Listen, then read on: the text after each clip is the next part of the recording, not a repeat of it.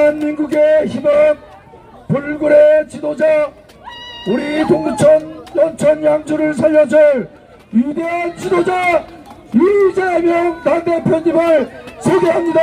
열렬히 환영해주십시오. 이재명 최고야!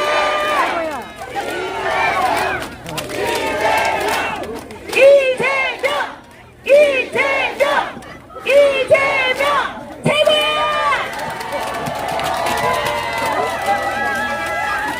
네, 동두천 시민 여러분 뵙게 반갑습니다. 우리 남병헌 후보님, 제가 여기 한 번만 지원 요청 오면 될 것 같다 그래가지고 왔는데 안 와도 될 걸 그랬습니다.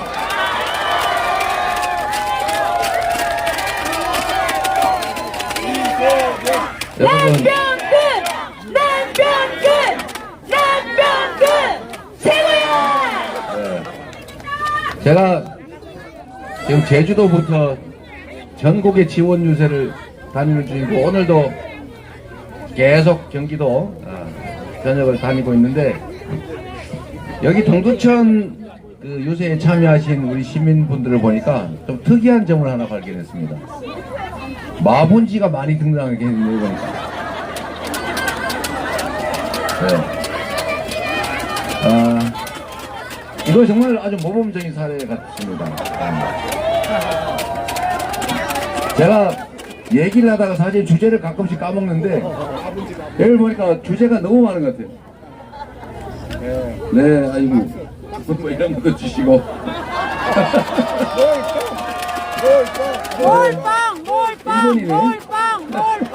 일본이네. 빵인데 일본이네.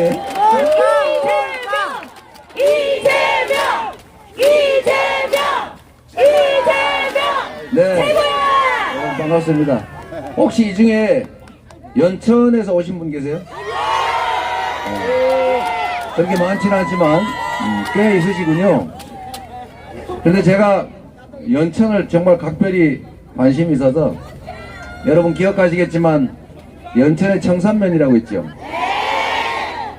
청산면에 지금 아마도 3년째 될 텐데 1인당 자산 소득 관계없이 1인당 월 15만원씩 지역화폐로 지급해서 그 동네 주민들 원래 인구가 감소를 하다가 다시 늘어나고 있다고 하더라고요. 그럼 맞는 말인가요? 그 동네에 없던 가게도 생기고 있다고 그러더라고요. 진짜예요? 미용실 생겼군요. 그 정말 이거는 여러분 정말로 위대한 일인 겁니다. 제가 이 말씀을 사실은 전국에서도 이 장면을 보고 계실 수가 있기 때문에 말씀을 좀 드리면 대한민국이 살아갈 미래의 모습이 바로 청산면에 있습니다, 여러분. 맞습니다.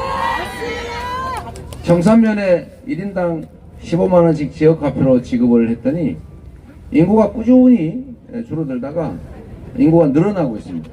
도로 이사를 들어온다는 얘기입니다. 그리고 거기 원래 망해가는 동네에 인구가 줄어서 망해가는 마을에 첫 번째 징조가 가게가 없어지는 거예요. 소비를 안 하니까요. 그런데 제가 그 미용실이 생긴다는 말을 듣고 이게 정말 새롭게 살아날 수 있겠다 그 생각이 들었습니다. 여러분 지금 경제 너무 어렵죠? 네! 그런데 이 경제가 어려운 것도 사실은 정권의 무능함 때문이고 이 어려운 상황일수록 경제를 살릴 길은 아주 쉽게 찾을 수가 있습니다. 제가 오늘은 저녁 식사 전 마지막 유세라서 좀 시간이 있어서 이 말씀을 좀 드리도록 할게요. 이재명! 그거 하지 마세요. 그거 하셔야 됩니다. 네. 그거 할 시간이 나중에 저가고 나면은 남병근 열심히 해주십시오. 남병근 후보께서 연천군 전역을 농어촌 기본소득 지역으로 만들겠다 이런 공약을 하셨다고 합니다. 그런데 이게 그리 어려운 게 아닙니다, 여러분. 지금 15만원, 월 15만원이면 예를 들면 아이들 데리고 뭐 내 식구가 산다 이러면 월 60만 원이 들어오는 것이고, 거기다가 예를 들면 뭐 본인들의 수입을 조금만 더하면 사실은 농촌 지역에서 물론 당연하죠. 그러니까 60만 원이지. 그게 농어촌 기본소득의 기본 개념입니다. 사람별로 한다 이 말이죠. 가구당이 아니고. 여하튼 청산면에 그렇게 도 예산만으로 지급하는데 그때 든 예산이 제 기억으로는 60몇 억에 불과했습니다. 청산면이라고 하는 하나의 단위를 인구가 늘어나는 정말로 다시 살아나는 지역으로 만드는데 1년에 60억 밖에 안 들었다. 이거 도로 한 개 까는 가격에 10분의 1도 안 되거든요. 그런데 여기에 예를 들면 정부가 또 일부 부담을 하고 기초지방자치단체가 또 일부를 부담하면 재정 부담은 확 줄어들고, 그거를 좀 확대를 하면 그 동네에서 돈이 돌아서 그 동네가 다시 살 수가 있게 됩니다, 여러분. 그런데 이거를 꼭 정부의 돈만 가지고 해야 되냐? 그렇지가 않습니다. 이거는 정부 정책 결정권자의 마인드에 가는 건데, 여러분 여기 학생들 꽤 있으니까 한번 생각을 해보십시오. 이건 연구 가치도 있는 얘기입니다. 지금 전 세계가 에너지 전환의 시대라고 하죠. 재생에너지로 맞아요. 우리 학생도 알고 있네요. 우리 초등학생도 알고 있는데, 이제는 화석연료, 즉 탄소를 발생시키는 석유, 가스 뭐 이런 화석연료로 제품을 생산하면 물건을 안 사겠다. 앞으로는 재생에너지로만 생산하는 물건만 사겠다 라고 하는 게 뭐죠? 네, 여러분도 다 알죠. 여러분도 알고 있는데 모르는 분도 계시고, 더 심각한 거는 모르면 배우면 되는데 그런 거 몰라도 된다 이런 생각을 하는 사람이 있습니다. 심각하죠. 그런데 전 세계가 재생에너지에 대대적으로 투자를 하고 있습니다. 이제 10년, 20년 지나면 전 세계가 무역 장벽을 쌓을 거예요. 미국이 지금 전 세계에서 가장 에너지 매장량이 많은 나라입니다. 그런데 미국이 재생에너지, 즉 풍력, 태양광 여기 발전에 이 바이든 대통령이 정말 천문학적 규모의 투자를 하고 있어요. 이유는 뭐냐? 앞으로 전 세계가 재생에너지로 생산된 제품만 쓰는 시대가 옵니다. 그때를 대비해서 지금 투자를 하고 있는 거예요. 그리고 더 놀라운 사실은 지금 어떤 분은 계속 원자력 발전소 짓겠다고 참 큰 소리 치고 계신데, 이미 말입니다, 여러분. 서유럽 이런 데는 풍력 발전으로 생산한 전기 단가가 원자력 생산 단가보다 낮습니다, 여러분. 이미 시대가 이렇게 변했어요.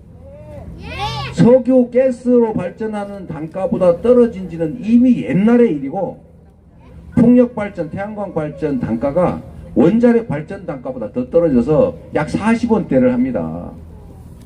다만 들쭉날쭉해서 문제예요. 햇빛이 강할 때는 많이, 바람이 셀 때는 많이 있는데, 바람이 없으면 생산이 안 되는 어려움이 있는데, 요럴 때만 조정을 해주면 되는 겁니다, 여러분. 그런데 전 세계가 이 길을 가고 있는데 이 대한민국 윤석열 정권은 반대로 가고 있어요.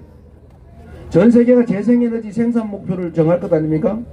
2050년까지 50%, 70%. 대한민국은 재생에너지 생산 목표를 문재인 정권이 정한 것보다 확 낮춰버렸어요.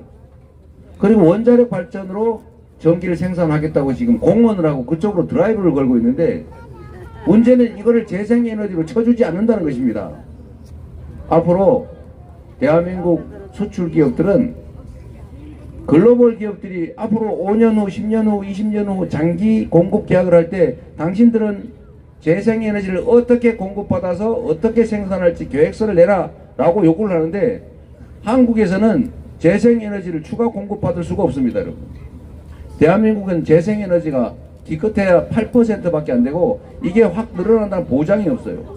오히려 정부에서 재생에너지, 특히 태양광 발전산업 업체들을 압수수색한다고 하도 탄압을 하는 바람에 태양광 발전산업 숫자가 줄어들고 있습니다. 국내에 진출했던 글로벌 재생에너지 기업들이 철수하고 있어요.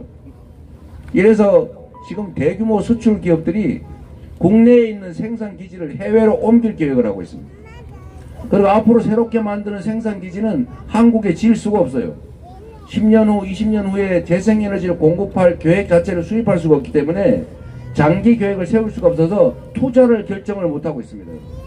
결국은 다 해외로 생산기지를 옮길 겁니다. 이게 현 정부가 하고 있는 일이에요. 이걸 비난하자고 하는 게 아닙니다, 여러분. 청산면 얘기로 다시 되돌아가면, 청산면에 가보면, 제가 직접 가보지는 않는데 한번 가보려고 했는데 못 가봤어요. 가보지는 않았는데 뻔합니다. 온 동네 농사 짓다 버려진 땅 많을 거고요. 저 방치된 도로, 제방, 논둑, 밭둑 많을 거예요.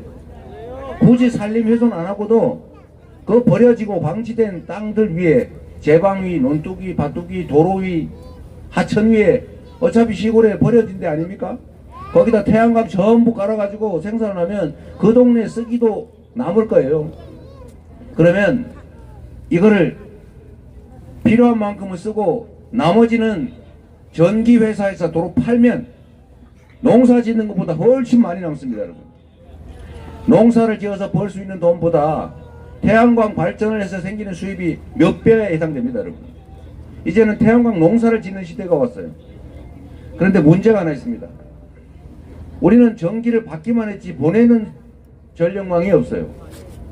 전기를 지금은 보내기도 하고 받기도 하고, 낮에 태양광으로 발전을 많이 하면 도로 보내고, 밤에 태양광으로 발전을 할 때는 도로 받고, 이렇게 할 수 있는 소위 지능형 전력망을 깔아두면 아무 데서나 대한민국 태백산 산 꼭대기, 저기 저 해변가 바닷가 아무 데서나 생산해서 이 태양에너지 전기를 팔 수가 있습니다.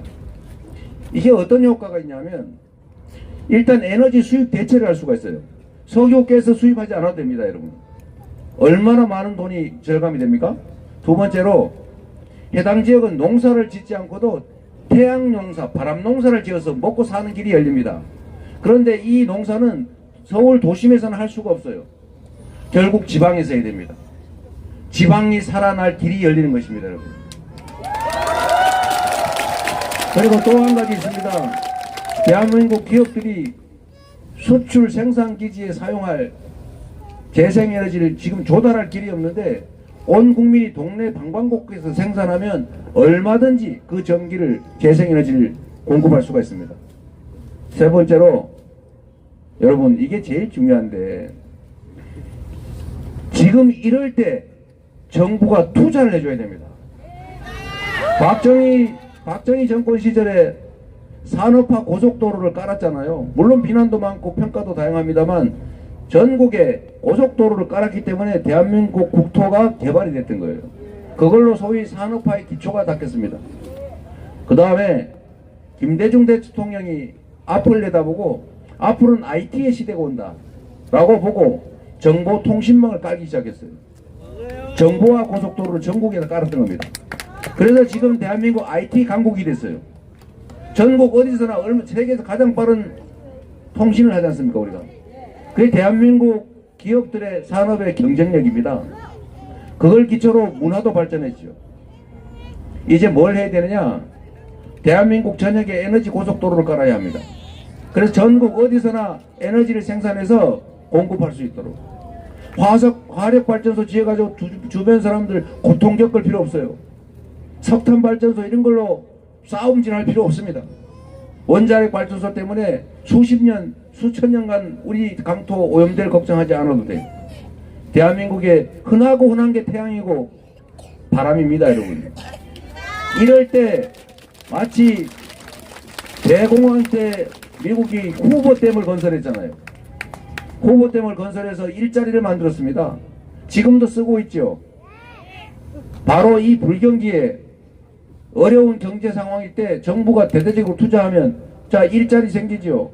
관련 산업들 발전하지요. 경기 순환돼서 경기 회복할 수 있지요. 이럴 때 정부가 돈을 쓰는 겁니다, 여러분. 이게 투자할 기회예요. 위기가 바로 기회인 것입니다. 전국에 다니시면서 대통령이 불법 관건 선거하면서 이거 해주겠다 저거 해주겠다 뭐 어디에다 1조 원 주겠다 어디에 10조 원 주겠다 이런 거 하느라고 1000조 원 필요하다는데, 지금은 그럴 때 돈을 쓸 때가 아니고 재생에너지, 에너지 대전환의 시대를 준비하면서 에너지 고속도로를 몇십조 원 정도만 들여서 깔면 전국이 에너지 생산 기지가 되고 지방이 삽니다. 청산면이 살아요. 이게 정부가 할 일입니다. 그런 거 하라고 우리가 세금 냈지요. 그런 거 하라고 권한 부여했지요. 그런데 그 권한, 그 예산을 가지고 뭘 하고 있습니까? 고속도로 노선이나 바꾸고 그린벨트 군사 보호구역 해제해가지고 땅 투기나 하고 국민들 세금으로 최상병 사건 은폐나 하고 은폐 책임자 호주로 월급 줘서 대사로 내보내서 나라 망신시키고 순방이 민생이다 이런 소리 해가면서 돈 막 써가지고 해외 다닐 때마다 국격 떨어뜨리고 외교 고립되고 결국은 한반도 평화위기 초래했지 않습니까? 국가 지도자가 국가를 경영하는 정치 세력이 똑바로만 하면 제대로만 하면 국민의 살 길을 만들 수 있습니다. 위기일수록 기회가 있는 것입니다. 지금이야말로 투자할 때입니다. 정부가. 그래서 이 말씀을 정리를 좀 드리면 청산면뿐만이 아니라 연천군도 인구는 작은데 얼마나 많은 사람들이 살아요. 더군다나 그 땅의 거의 대부분은 군사보호구역입니다. 그래서 정상적으로 개발이 불가능해요. 만약 그런 곳에 대규모 재생에너지 생산단지를 만들면 땅 활용도 가능하고 거기서 생긴 수익의 일부를 해당 지역 주민들한테 배당해주면 저기 전남 신안군이 하는 햇볕연금 그런 것처럼 가구당 몇백만 원씩은 얼마든지 지원할 수 있어요. 그러면 모두가 행복하지 않습니까, 여러분?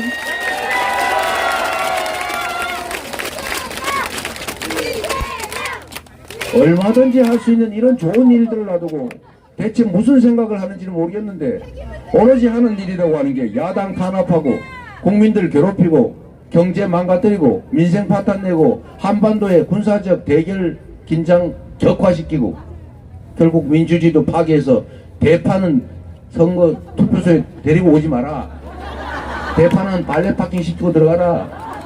이런 황당한 세계의 웃음거리 이상한 일을 하고 있지 않습니까, 여러분? 여러분, 정치가 뭐겠습니까? 다 먹고 살자고 하는 일 아닙니까? 한반도의 평화 위기가 오면 이 접경 지역에 군사적 긴장이 높아지면 땅값도 떨어지고 살기 어려워지잖아요. 한반도에 군사적 긴장이 높아지면 해외 투자자들이 빠져나갑니다. 주가 떨어지지요. 당연히 경제가 나빠집니다. 외교 잘못해가지고 국가들 간의 우호관계가 아니라 적대관계가 형성이 되면 기업들의 수출 판로가 막혀요. 외국 사람들이 한국 상품 잘 안 살려고 해요. 그러면 결국 기업들이 적자를 내고 수출 적자나고 그래서 결국 또 경제 나빠져서 그 고통은 우리 국민들이 겪는 것입니다. 우리 국민들의 삶에 관계없는 게 하나도 없어요. 여러분, 입 틀어막고 칼틀막하고 협박하고 언론 봉쇄하고 겁주고 압수수색하고 맨날 세무조사한다고 겁줘서 사람들 굴복시키면 그래서 독재화가 진행된다고 전 세계에 평가를 받으면 그런 독재적인 나라, 예측 불가능한 불합리한 사회에 그런 나라에 누가 투자하겠습니까? 그것도 역시 경제가 나빠지는 원인입니다. 모든 걸 망가뜨리고 있어요. 하던 얘기를 제가 조금만 더 하면 다 먹고 살자는 얘기니까. 신안군이라고 아까 제가 잠깐 말씀드렸잖아요. 신안군수가 저한테 엄청 고마워요. 맨날 내가 다니면서 신안군수 얘기해가지고. 이름도 아예 알려드릴게요. 바구량이라고. 저하고 같이 이제 단체장도 했던 분이신데요. 이분이 정부하고 싸워가면서 뭘 했냐면 신안군은 여러분 아시다시피 오로지 섬으로만 만들어진 군입니다. 대한민국에 딱 하나 있어요. 그런데 지금 농업지역, 어촌지역이 포함된 시군들은 인구가 줄어들어서 소멸 위험을 겪고 있습니다. 아예 사라지게 생겼어요. 인구가 줄어드는 게 가장 심각한 문제인데 신안군만 인구가 늘어나고 있습니다. 왜 늘어나냐? 그 섬에, 군에, 다른 데 다 줄어들어서 난리인데 딱 이유가 하나입니다. 햇빛 발전소, 소위 태양광 발전 산업 때문에 그렇습니다. 섬이니까 마치 폐처럼 온갖 해안이 엄청 많을 거 아니에요. 얕은 바다, 그리고 방치된 염전 이런 게 많으니까 거기다가 태양광 발전 시설을 유치하는 겁니다. 근데 보통 태양광 발전 시설 유치하면 태양광 발전 업체가 들어와서 땅 산 다음에 거기서 자기들만 돈 벌어서 나가니까 주변 사람이 싫어해요. 그런데 이거를 해결을 했죠. 태양광 발전 산업을 하는데 그 지분 중에 약 30%쯤인가를 해당 지역 주민들한테 지분으로 준 겁니다. 안 그러면 허가 안 내준다, 협조 안 해준다 이렇게 압박을 해가지고 결국 기업들은 70%만, 나머지 30% 지역 주민이 갖기로 하고, 여기 들어가는 돈은 다 펀드에서 융자를 해줍니다, 여러분. 왜냐하면 대한민국에서 재생에너지가 부족하기 때문에 판로가 확보가 돼 있거든요. 그리고 몇 년 동안 얼마 가격으로 사준다고 보장이 돼 있습니다. 그래서 땅 짓고 헤엄치기 쉽게 말하면. 그래서 거기는 내가 해당 지역 주민으로 이사회에 참여합니다, 계약서 쓰고 지분 참여하면 돈은 누가 대주고, 물론 책임은 내가 지지만 확실히 남는 것이에요. 그래서 거기서 어떤 결과가 나왔냐, 지금 현재는 가구당 많이는 연간 250만 원씩을 지급한대요. 가구당입니다. 연천군만큼도 안 되는 거죠, 사실은. 제가 지금 자랑하는 중입니다. 근데 이걸 앞으로 가구당 500만 원 정도를 지급하게 하는 게 목표라고 하고, 태양광 발전소를 조금 몇 개만 더 만들면 얼마든지 가능합니다. 그 신안군에 있는 그 해안 버려진 또는 방치된 땅 중에 요만큼도 안 쓴 거예요. 지도에서 보면 표시도 안 날 정도입니다. 그 정도를 가지고도 해당 지역에 거주하는 주민들한테 가구당 250만 원 정도를 지급하고 앞으로 500만 원 지급한다고 하니까 전국에서 자꾸 이사를 오기 시작했어요. 너무 많이 와가지고 감당이 안 된다 이거. 그래서 어떻게 했냐, 제가 들어보니까 30세 이하가 들어오면, 젊은 사람이 들어오면 바로 지급해 준다. 40세 이상이 오면 1년 있다가 준다. 50세 이상이면 3년 있다 준다. 뭐 이렇게 정했다고 해요. 그런데도 인구가 계속 늘고 있습니다. 줄지 않는 것만 해도 위대한 일인데 인구가 늘고 있어요.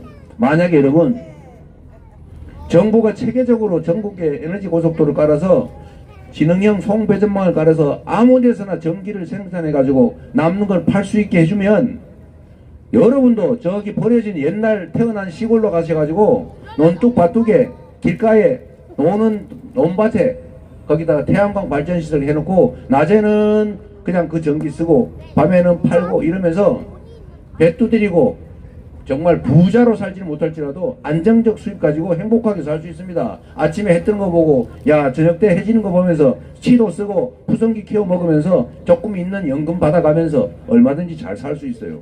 이런 나라 왜 못 만듭니까? 이게 뭐 엄청나게 많이 돈이 드냐? 그렇지 않습니다. 대통령이 지금 선거 막 두고 23곳인가 전국 다니면서 이거 하겠다 저거 하겠다 약속한 게 1000조 원이라는데, 1000조 원은 그냥 한 50조 원 정도만 하면, 아니 뭐 많이 힘써서 100조 원이라고 치더라도 그거 다 나중에 회수 가능한 안전한 투자입니다.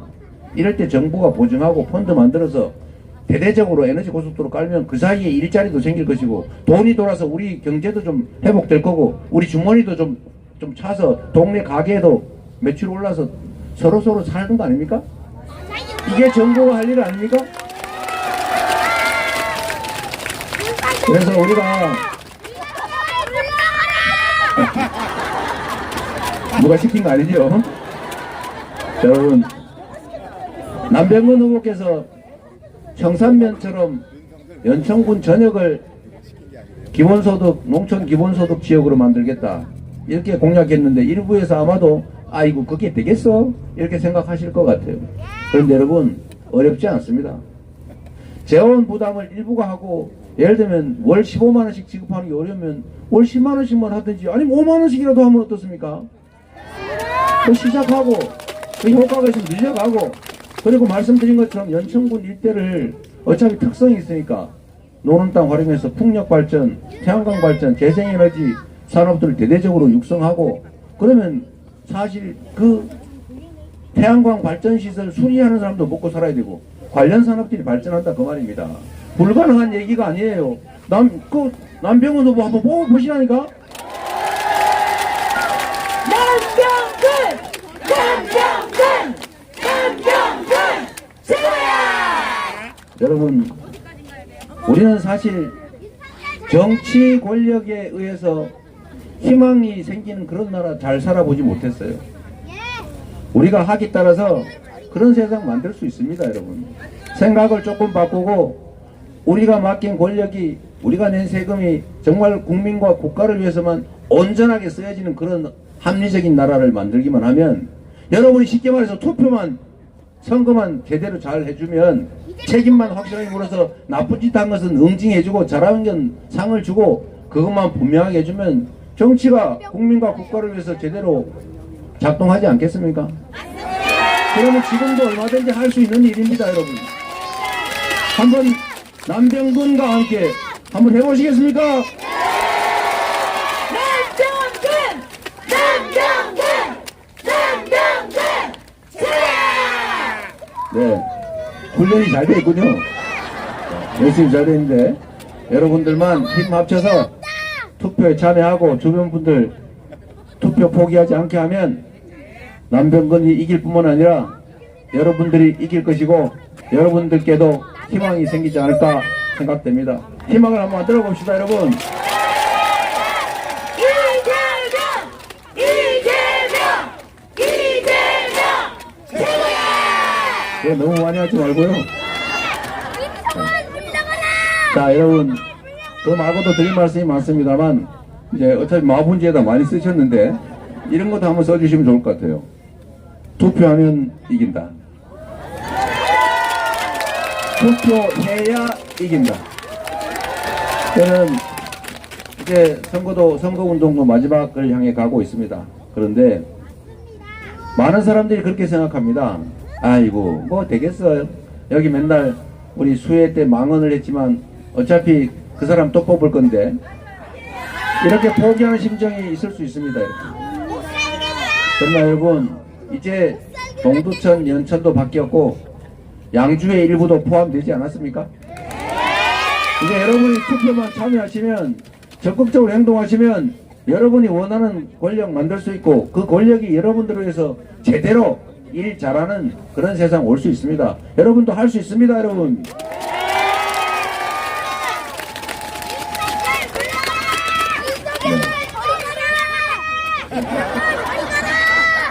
네. 우리 학생은 나중에 훌륭한 사회활동가 될 것 같아요. 자, 여러분, 어쨌든 우리가 대한민국은 민주공화국이라고 말하고 왕이 되고 싶어하는 그분도, 또 재벌회장 어떤 분도 돈 없고 배우지도 못했고 힘도 없는 지나가는 행인 어떤 사람도 똑같이 한 표 아닙니까? 그런데 이 세상은 재벌회장이나 힘센 그 어떤 소수들보다 압도적 다수는 힘겨운 삶을 살아갑니다. 여러분, 지금 이 권력이 특정 기득권자들을 위해서 권력을 남용합니다. 예를 들면 재정이 부족해서 우리 젊은 과학도들, 연구자들 밥값도 못하게 R&D 예산, 연구개발 예산을 대폭 삭감하고 서민 지원 예산도 삭감하고 동네 골목에 우리가 잘 쓰던 지역화폐 지원 예산도 싹 삭감하지 않았습니까? 돈이 없다고 합니다. 그런데 여러분, 돈이 없다는 그들이 세금 감면 권한이라고 하는 우리가 준 권한으로 초부자들의 세금을 수십조 원씩 깎아주고 있습니다. 지금도 깎아주고 있어요. 그런데 여러분, 그 권력조차도, 그 권한조차도 우리가 부여한 것입니다. 여러분이 부여한 권한으로 그런 걸 하고 있어요. 그런데 하나 물어봅시다, 여러분.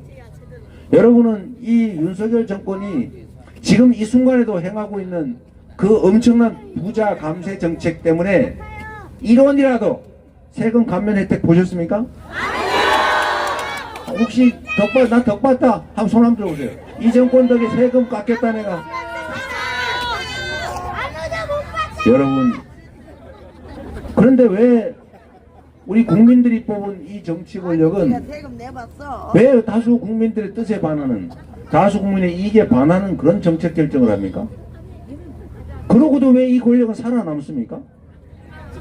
여기 수해 때 정말 수해 당해가지고 나 죽겠다, 나는 진짜 죽어버릴까봐, 나 이거 빚도 못 갚고 어떡하지, 그리고 땅을 치고 땅바닥에 퍼질러 앉아 울고 있는 그 수재민들 앞에서 수해 지원관 국회의원이라면서 야, 사진 잘 나오게 비 좀 넣으면 좋겠다.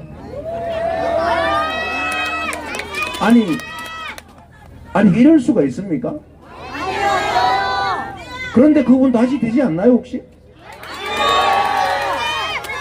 제가 보기엔 통계적으로는 다시 될 가능성이 높다고 해요.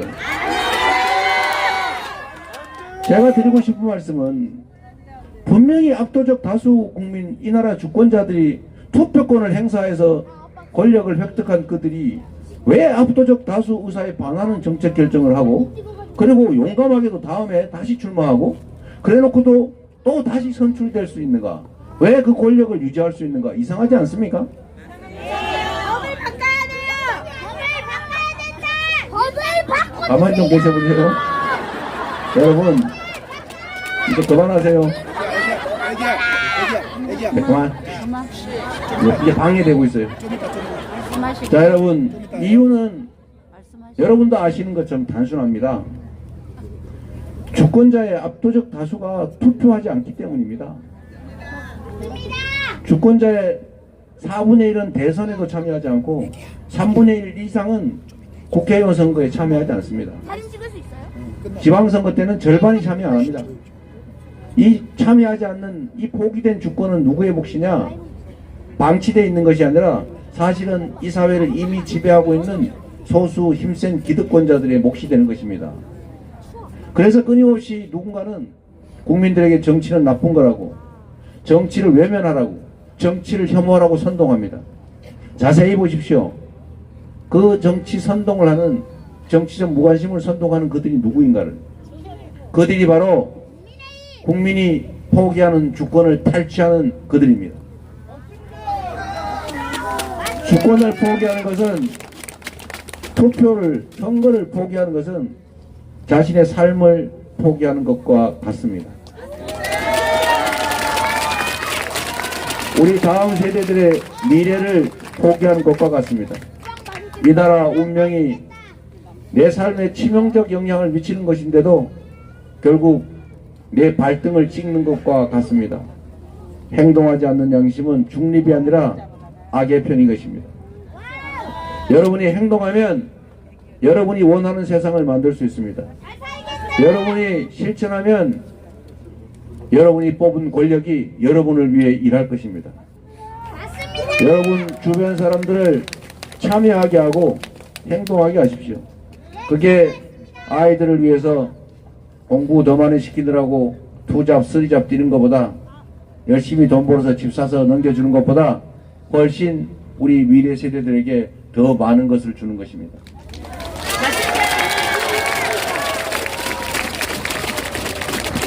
포기하면 지지만 투표하면 이깁니다.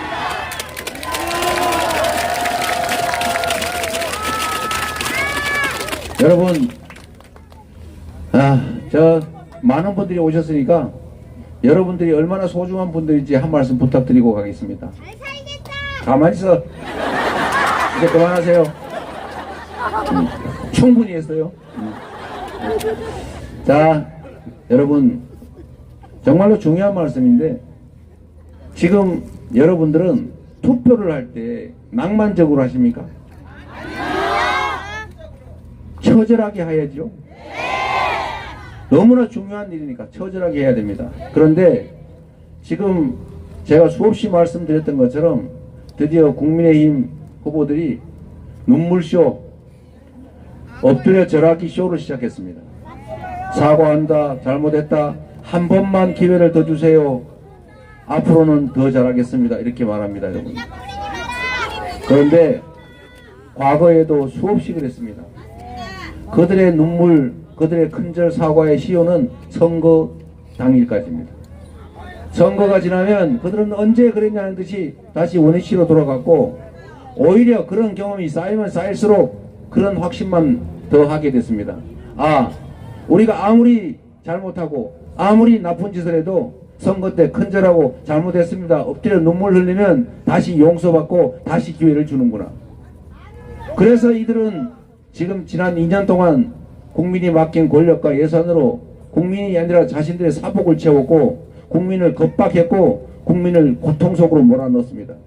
그러고도 진정으로 반성하지 않습니다. 끊임없이 야당을 욕합니다. 여러분, 이런 여당 봤습니까? 아니 여당이 뭘 하겠다, 야당이 반대하고 그래서 타협하고 그래서 야당 보고 발목 잡는다고 욕을 하고 흉을 보는 게 정상인데, 이 정부는, 이 여당은 뭘 하자는 게 없어요. 맨날 야당 욕만 해요. 이재명 욕만 해요. 야당 하는 거 반대만 하고 거부만 해요. 이런 정권 보셨습니까? 도대체 관심을 어디다 두는지 알 수가 없습니다. 이해가 안 돼요. 그러고도 다시 권력을 유지할 수 있다면 그들이 국민을 어떻게 보겠습니까? 다음에 더 심하게 할 겁니다, 여러분.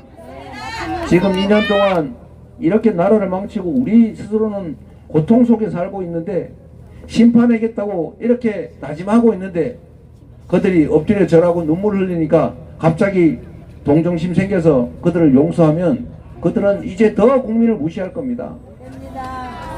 여러분, 우리가 선량한 국민들 아닙니까? 누군가 눈물 흘리면 공감하고 안타까워하고 동정하지 않습니까? 우리 국민들의 그런 착한 심성을 그들은 악용합니다. 눈물도 종류가 있어요. 눈물도 고통과 슬픈 약자들의 눈물이 있기도 하고, 이거 잡아먹기 쉽게 하려고 흘리는 악어의 눈물도 있는 겁니다. 지금 그들이 흘리는 눈물은 잘못된 권력을 유지하고자 자신들의 실책을 감추고 그 권력을 그대로 계속 유지하기 위해서 국민들을 속이는 악어의 눈물입니다. 이 눈물에 절대로 속지 마십시오, 여러분.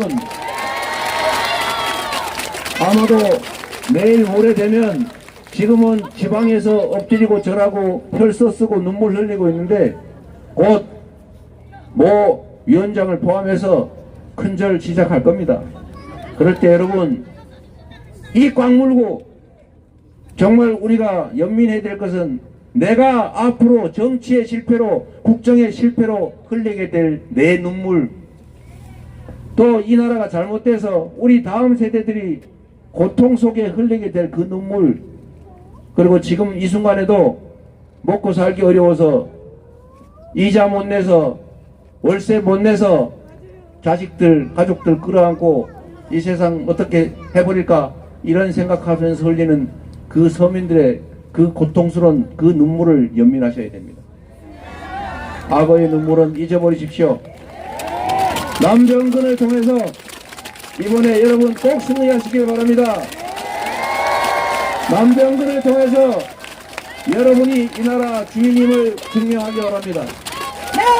남정근을 통해서 여러분의 더 나은 삶을 개척해 가시기를 부탁드립니다. 고맙습니다.